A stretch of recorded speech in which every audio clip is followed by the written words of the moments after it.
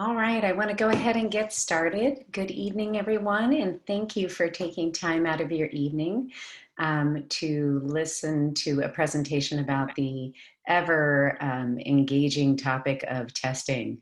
I'm sure that's all what you were dying to come spend your um, Thursday evening listening to, but hopefully tonight we can make this informative. I like to offer this workshop every year as a way to be able to help parents as we partner with you better understand and engage in the information that we're going to share home, to answer any questions, and most importantly, to share with you why we take time out of your child's instructional day to engage in map growth testing. Anything that we give instructional time to has to be well worthwhile. And it really isn't about taking the test, but what we do with the data that's most important. So my goal tonight is for you to walk away with an understanding of what map growth testing is, and how we use that data here at Seacrest, and also to let you know a little bit about what we're going to be doing this year and our plans for this year, as well as give you an opportunity to ask your personal questions. So if you took the time out of your evening to come and you have some questions specific to you, I am going to hang out at the end, and I'm happy to chat with anyone who has some further questions. So without further ado, map growth testing. So a few years ago, I had the opportunity, really, we spent about 5 years as a school, really reflecting and evaluating the idea of assessment, and particularly what assessments we were going to use from year to year. So we know there are a number of assessments that teachers are going to be using in the classroom.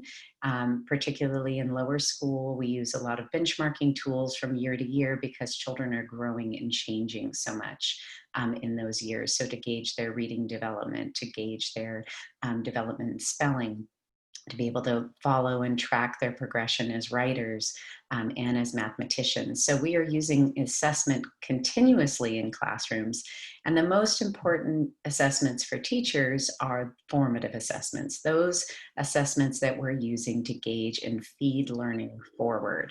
And one of the things that we found in the past, prior to adopting the MAP growth test, we had administered ERB testing from the Educational Resource Bureau, and we found that the data there, it was a traditional pen and pencil test, and there was a lot of challenge points for how to make that data usable for us. So we found that it took a lot of time away from instruction, and teachers just weren't finding that the information gave them a lot of user-friendly data. You got a score, and that was not much else. You didn't know where that score came from. It was difficult to analyze. So we knew we wanted to make a change. We also knew that it was important, in addition to doing all those classroom assessments that we're doing continuously throughout the year, to gauge students' learning from year to year was also important. And that we were able to benchmark our students' progress against similar students at other schools around the country. So we wanted to make sure that our kids were getting the learning they needed. We wanted to have a metric to be able to compare the data about the performance of our students with students from other schools, but we also really wanted that user-friendly data to help feed learning forward. And that's what inspired the shift to MAP growth testing. So how does MAP growth work? It's a really good question. Some of you might have got a little closer glimpse this year if you had a child in distance learning. We actually were able to, for the first time ever, remote test students. So this is that year of always trying first. But what you need to understand about MAP growth and how it's different from maybe the more traditional pen and pencil assessments that maybe you remember taking as a child, that I certainly remember taking, is that this test is adaptive, meaning that as your child is taking the test, depending on how they're performing and answering questions, the test is going to adjust and adapt to their learning. Now, that doesn't mean that it keeps it simple. We actually spend a lot of time talking with the students to say, especially for the fall testing, when they start with questions at your grade level, if you're a newly minted third grader, the questions in the beginning probably feel pretty tough because it's giving you third grade questions and we've only just dipped our toe into the third grade curriculum. So the students, one of my third graders, I loved it this year, I was doing the remote testing, she unmuted herself and said, "Miss G, I think you gave me the wrong math test. They're giving me algebra and I'm only in third grade." And I said, "Rest assured, no worries, it's gonna figure it out." And sure enough, she said at the end, "Oh yeah, now I see what it was doing." So the test is designed to challenge your child to figure out where are they right now in their learning journey and what are they ready to learn. And that data is really exciting to me as an educator. Where traditionally you give the pen and pencil test and everybody gets the same test, it made the assumption that every child is the same child. You often had a timed component, like every child is going to finish it in the same time. And we knew that the data we got was not as reflective of the learner. Some kids, if they were working at a frustrational level, would just give up. Some kids, if they were zooming through, we never really knew that it was easy because the score, there was nowhere to go. It just tested them in that band. And then also, if they just didn't do well with time test, we have many kids, myself included as an adult, I like time to think and reflect. I'm probably an overthinker, which isn't a bad thing in life, right? We want children who are reflective and thoughtful. And that rushing through to just jump to the answer because it's good enough because I have to race to the next thing isn't necessarily the message we want to send in learning. So the MAP growth tests are not timed. So those are big things that make them a little different than what we may have remembered experiencing when we were learners. What does MAP growth measure? Well, what I find really particularly helpful, and now that for those of you who've had students taking this test from year to year, is that the metric that is used, the RIT scale that students are measured against, stays the same. So I always say, and I tell this to the kids as well, and I think it's the easiest analogy for us as adults to envision, is that it's kind of like setting that growth chart, or if you use the door frame, where you're measuring with a measuring stick and marking off where your child is each year and how they're growing. It's sort of the same with the RIT scale. So we're able to get a scaled score that actually continues to follow the child. So it allows us to have two really interesting things. One, it allows us to see where children are excelling beyond their grade level, right? The other thing is that it allows us to have one metric that we can describe growth with. So if I'm a student, it's much easier for me to see, oh, I got 180 last time when I did reading, and now I'm at 205. That's really exciting. I can see my growth. Where before you'd kind of get a fixed score and it didn't really help the children to understand how they were growing and changing from year to year. So how does that work? For one thing, when the test is designed, it's very, very designed to look in depth at the standards and expectations. So what students are expected to know and learn across the year. It takes concepts, and what I love about MAP is NWEA is a nonprofit.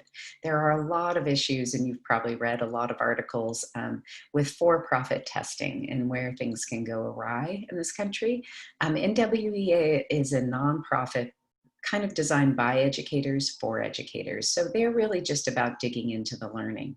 So what they've done is carefully looked at a cross-section of concepts and scaffold them out so that the score, the RIT scale you see, is all about the depth of knowledge or complexity of understanding for your student. So we know that many concepts, I love that the strand of number sense is called out here. They continue to spiral and deepen. So students will hit a concept and get it in increasing complexity as each year goes by. So they're expected to understand their concept of fractions, say, or their concept of operations is going to be much more complex as they go across the grade levels. So what the test is doing is offering a variance of complexity. So if your child answers one question correct, they're going to get a little more complex question. And so when you see these RIT scores and when we go over them with you as parents, it reflects where your child's depth of knowledge is. Now, knowledge and understanding are very different than exposure. So I've been taught something and I might be able to replicate it, but am I going to remember it a year later? And so that's what's helpful for us, is to see, what did your child retain? What have they really understood to the way process that when they see it again, out of context of a learning unit, are they able to retrieve it and practice it? And we know that there's been a lot of neuroscience studies that have shown that actually just the simple act of taking these tests, that act of retrieval, pulling something from your long-term memory and pulling it out and using it, actually helps to build a stronger pathway. So there is a learning advantage to doing this. We in school spend time looking at a unit of study and digging in deeply. So when your child is studying fractions, they're immersed in fractions.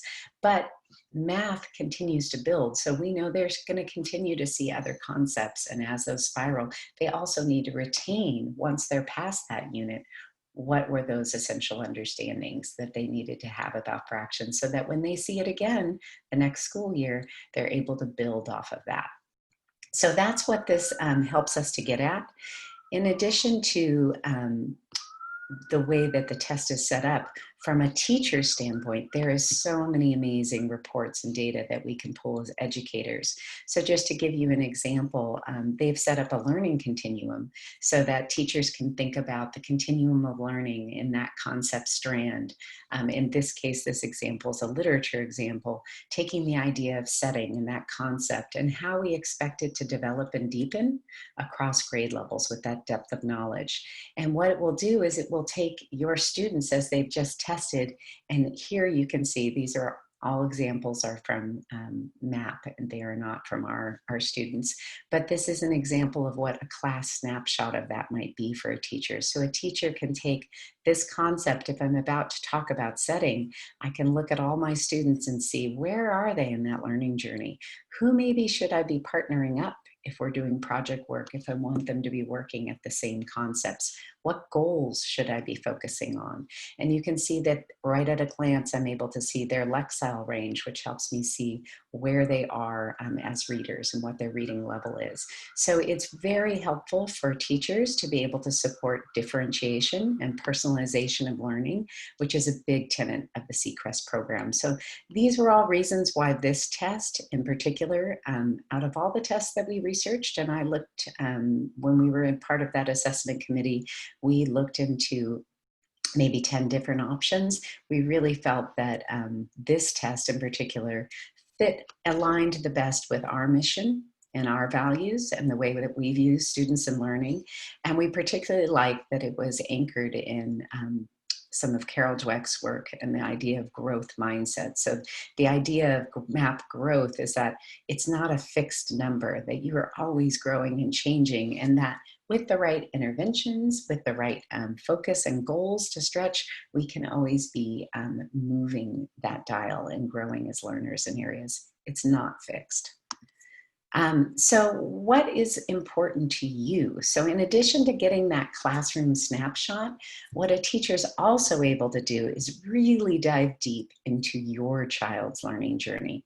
So this just gives you a snapshot of what a student readout, if I were a teacher or as I am as administrator, and Holly Weaver and I look at each student's learning profile when we do analysis. And next Friday, will be leading a workshop to do on a professional day that we have scheduled, where 3rd through 8th grade teachers, I will walk them through, and we will do a deep dive analysis of all the student data to inform groupings, to plan instruction, and also to set goals for students.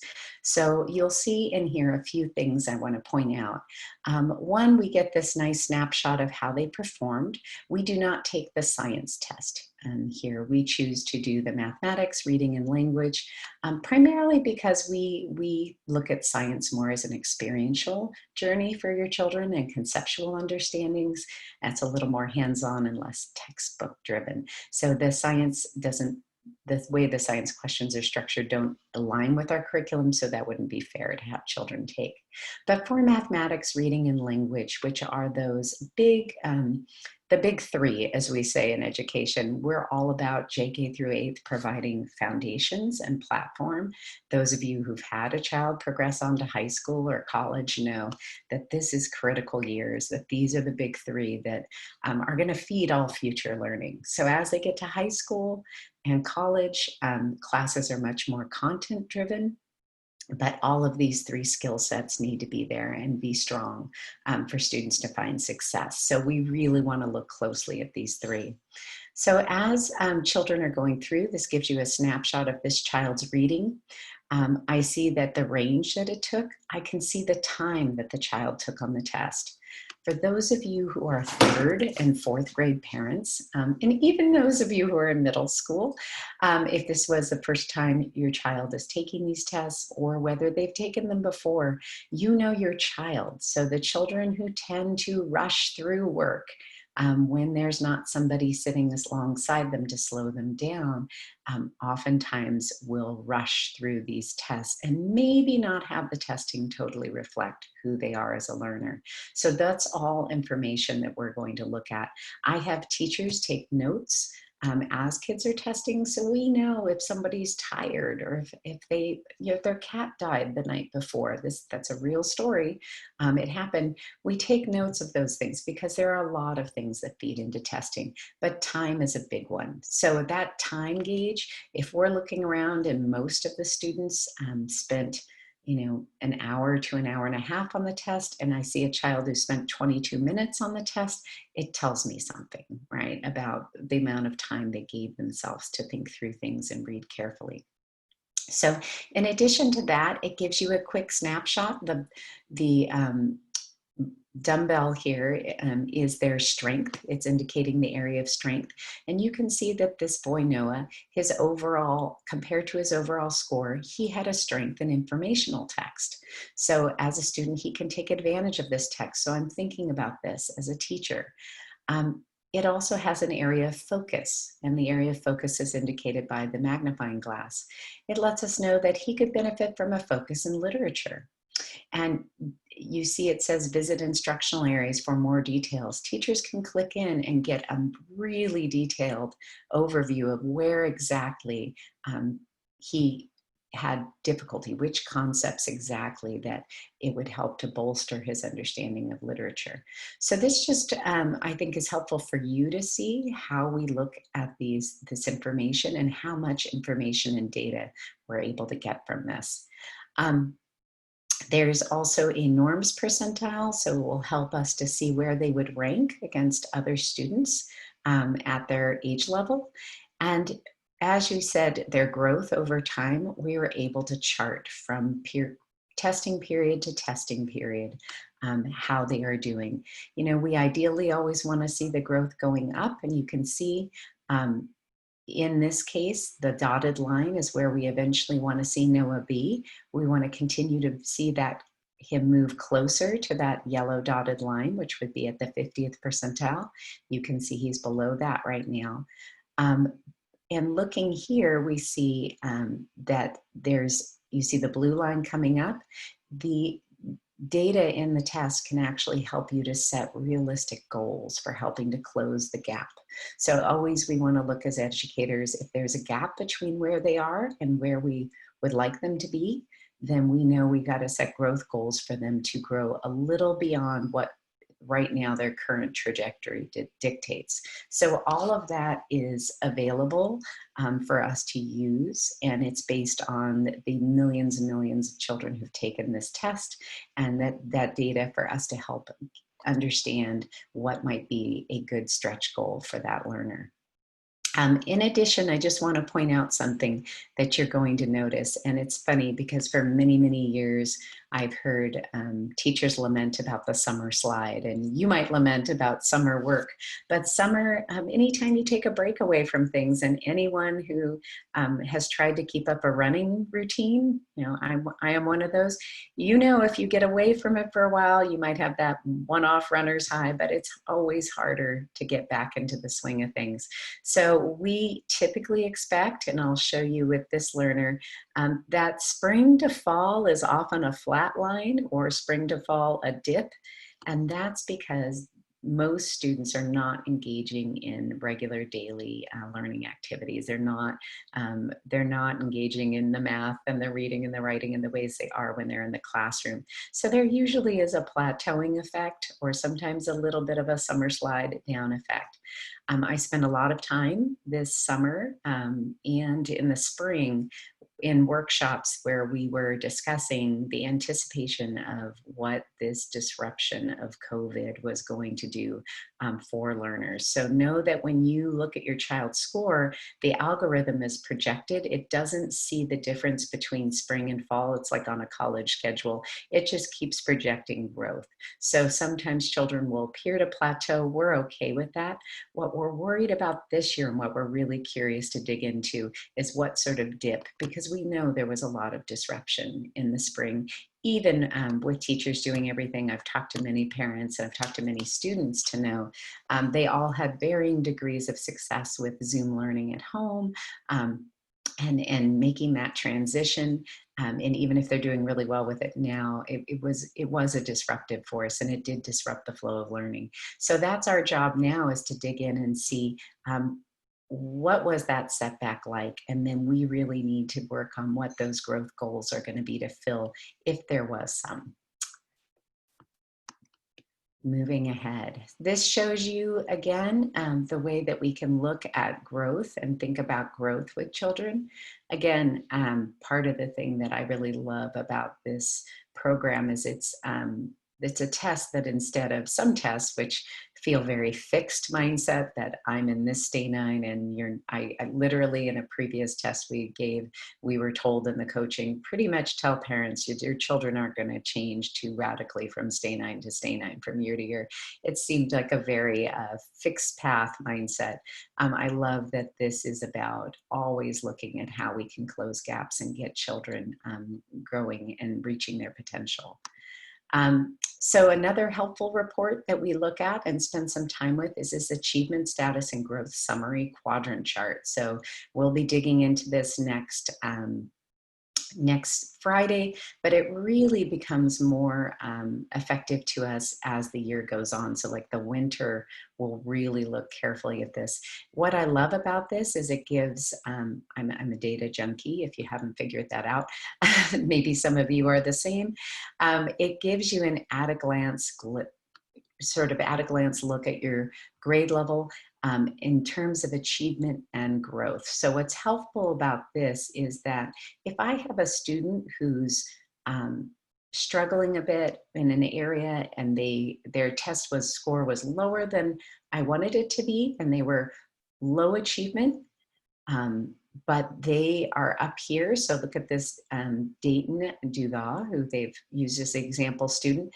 But Dayton is in high growth, meaning he's growth chart, and he grew beyond the expected projection for the previous year. I'm not worried about Dayton. He's closing that gap. So we're really happy when we see students in this quadrant of the chart. Obviously, we also have our students who are high achievers that still show high growth. I'm happy to see them there, because that means they're on their right path and trajectory. These are the students that we really pay attention to, and especially, like I said, in winter, when this data is going to reflect the journey from fall to winter, we're going to look really carefully here, because if we have a low achieving student who hasn't made low growth, then we really need to look at what interventions we're doing and change it up. Because obviously what we set out to do to try to bridge the gap and fill those goals isn't working. So we need to look deeper. If we have a student who's a high achieving student who shows low growth, we need to look at that as well. And what I'm really excited about this year is I've got some great resources from last year. We really want to work with the students more to demystify. This isn't our data, it's theirs. So we really want to take the stigma out of testing. If there's one thing I could do feeding them forward to high school and college, is they just got to get comfortable with the testing game. We know that it's everywhere, it's ubiquitous still. So, and they've got to get comfortable and know themselves as test takers. Oftentimes I find these students are the ones who say, oh, I did well last time, so I kind of just cruised through it this time around. And so the lesson learned might be about always giving your best to tests, and what does that look, sound, and feel like. They may also be students who were not challenging enough. So we'll look at that and say, whoa, what's going on here? Because I'm happy they're still high achievement, but I want to see them also being high growth. So that's the sort of data that's really helpful as a teacher when we start looking where we should be really focusing our energy and instruction. One thing that I'm excited to announce is we have a new partnership. We did our 3rd through 8th grade math department and had spent time this summer doing a workshop. There is a new program that MAP, I mentioned that NWEA is a nonprofit. And so Sal Khan, who many of you probably know as the voice, and may have seen, have used some of his materials in the past. He is huge about personalized learning and leveraging the potential of technology, but also is all about nonprofit enterprise, and so making sure that we're serving kids. So they have partnered together to start a program called MAP Accelerator, where after this testing period, we're going to be able to take all of the students in a class, and automatically their testing information is going to be populated to this MAP Accelerator, which is an add-on program that the school has committing to purchase, which I'm excited about, that is going to help fuel an individualized learning pathway for your child based on those specific areas and strands in mathematics. What we often find is we want to think that growth happens in single steps, but we know that's not the way growth happens. As parents, we know that intuitively, right? Your child didn't necessarily learn to tie their shoes and ride their bike and potty train and have all those milestones right at the same time. There were some things they did early, maybe they walked early, but they rode a bike late. So we know that growth doesn't happen in a lockstep fashion for any child.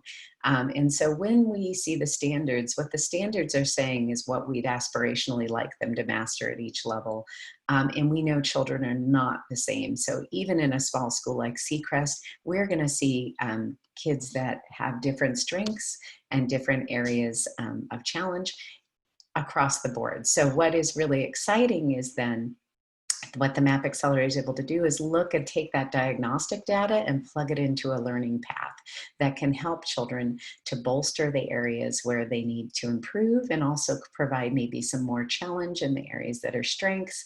So it's going to create a personalized learning path that the teachers then can customize and leverage and work with students that were particularly in lower school interested in plugging into those Flex Fridays. So that if your child had an area that we saw there was a little gap, maybe it was that COVID slide we talked about, maybe it is something that just was something that just didn't stick from last year, we're going to be able to use this program to help fill those gaps in, because even though the teachers do a great job, I think, of differentiating, there's not an ability always to go back and just fine tune to each child, to go back and pick a concept that maybe they needed a little more help with.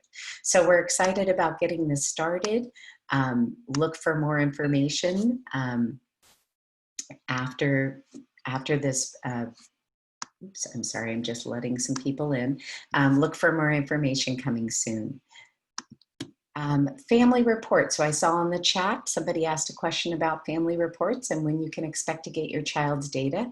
One of the great things about MAP with the being able to do the online format is in the years past, we used to have to mail in Scantrons and it was a very slow process to get that data back. And sometimes it could be frustrating when you realized you lost a month in translation.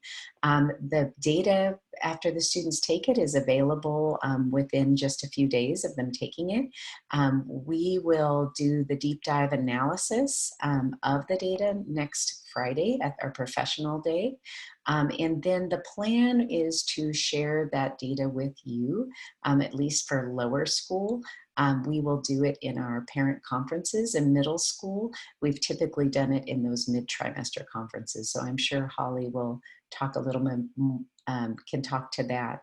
But the idea is that we want to be able to give that report to you with some context of how we see your child progressing in the classroom. As I said, this is one snapshot, and it can say a lot about a child. It can be great, wonderful data, and sometimes what it tells me is we just need to work on getting them to be able to test better. So there'll be times where the teacher will say, and that's what we're going to do next Friday. The first thing we look at is, where do you think this child should fall? And then look at where they fell. And does it match what I anticipated? And if it didn't, what might be going on? So we're going to have that discussion with you. Also, with where we want to go with it, what goals and how it might inform us. You can see right here, looking at Christopher, this is a snapshot and this is the report, a sample of the report you will get. So you can see that you'll be able to see where your child falls. And if they've taken the test in previous years, you'll get to see that plot of how they are growing and changing over time. Again, here's the spring to fall. I love this. This was pre-COVID, people. Always a dip. So be prepared if your child we didn't do the spring testing, but it'll be interesting to see how that looks. So we're missing a little data, but be excited to see how this looks by the end of the year in spring. So that will come with the parent conferences. If you're in lower school, that will be in your monthly check-in and over the next month. And if you're in middle school, with the next upcoming conferences. And again, Holly Weaver will probably let you know whether that'll be emailed or shared directly in the conference. And reports like this, it's really about looking at their achievement and their growth. And as I said, again, we really look at what might be influencing their individual performance and what we can do to help bolster it next year. So that said, one last quick note, and I always put this slide in because we have some parents who get concerned about their child's privacy and security. We know we've got to be really, really mindful. Please know that NWEA is very secure as a platform. Your child only has personal identifiable information in our school portal. So any data that's collected once it leaves the school, the local school server, so only what we can access, it's just numbers. It's not attached to any sort of identifiable information for your child. And the school uses login names and that are generic, that way we don't worry about having your child have any of that data breached. So there's no way children are going to get contacted or emails or anything can be connected with that. It is a whole separate platform in itself. So that said, I really want to turn it over to all of you to make sure that I'm available to answer any further questions you have. And I'm going to look at the chat, but also feel free. I think we're a small enough group. I'm going to try to open this up. We might be able to just unmute and have a conversation as well. So I see there was a chat that said, my child saw their score. Yes, so you know what? MAP growth is all up. You heard me share that earlier. They really believe that this is your child's data. It's not theirs and it's not ours. So your child, they flash a number at the end that says, hey, great job, you got done. That was your number. It's not out of anything, so there's no context for your child, but it's just there to share, to give them some sort of benchmarking. And so if your child saw their score, nobody else sees it. They just saw it as a way for them to know, oh, okay. Most kids report that they really like that. They feel like one child told me they really wish we always, when you took a test, you just got a flash of your score so they knew exactly how they did.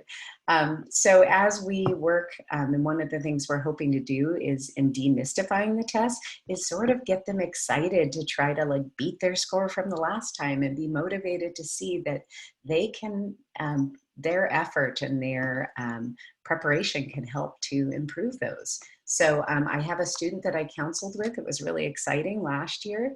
And he was a jackrabbit, always rushing through, thought it was cool to be the first guy done.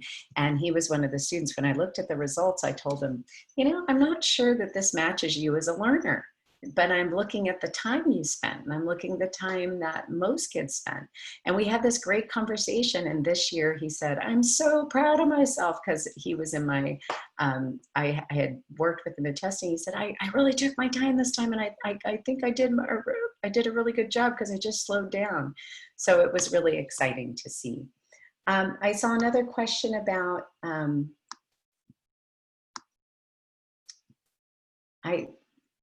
ooh. So there is no, I see somebody asked about if it says that students have, it shouldn't say anything about labels. There's no sorts of feedback it gives. It just gives a number.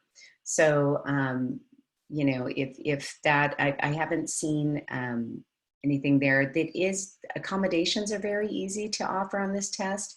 If you were worried about having accommodations. So students, teachers can control that, which is really nice. So there's voice to text features. So for certain students, if they we feel like we want to really get at your math, not your reading skills, we'll have accommodations we can assign, and it's really easy to do so. Where that was a much more difficult for written exams. So we will do, please know that when your child right now, I don't think their score meant much to them, but when the teachers sit down and talk to them about it, which they will help them to demystify it. For right now, I encourage the kids, and I encourage you to tell your children that this is the beginning of the year. And they were taking questions that were probably really tough. And some of the questions they saw were end of the year or next year. And, you know, this is a chance for them to see a snapshot of where they are now. It is not where they're going to be. And we're all kind of shaking the rust off a bit from the end of the year. So hopefully they will see that growth and be excited by it. Any other questions? Feel free to unmute if you. Great. Well, I would just like to offer, if any of you would like to talk further or have other questions that you would like to see addressed, feel free to reach out and shoot an email. Especially, I'm sure your teachers are going to be able to expand a little bit about the reports, but I'm also always available to have a conversation. We don't want this to be, this isn't your child as a learner. So this is just one snapshot and one way to look at things. But it is giving them practice of taking these kinds of tests. And as a parent who just went through the process of going through the high school, the college transition with my son, I do know that the more that they take these tests and the comfort level they can get, when it's low stakes, and it's very low stakes right now, it's not going to inform their report card grades. It's just there to give us another snapshot. And really, we're using it more to measure ourselves, is what we tell the kids. We want to make sure we're doing our job and that we're making sure that you're getting the learning you need. And so that's probably the most important way we're using it, but it's also an opportunity for them to grow in that skill of test taking. So happy to answer any other questions, but otherwise it's been a long day, I know, for all of us. And I want to make sure that you get off to have a little relaxing time with your family tonight. So thank you so much for joining. And if you'd like to stay on to chat with me, I'll stay on for a few minutes. Thank you.